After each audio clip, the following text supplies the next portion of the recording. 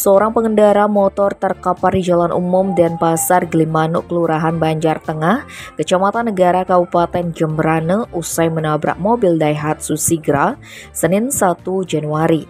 Pemotor yang belakangan diketahui bernama Iketut Adi Putra, 20 tahun, diduga kurang fokus saat memacu sepeda motornya hingga menghantam mobil Daihatsu Sigra yang hendak berbelok.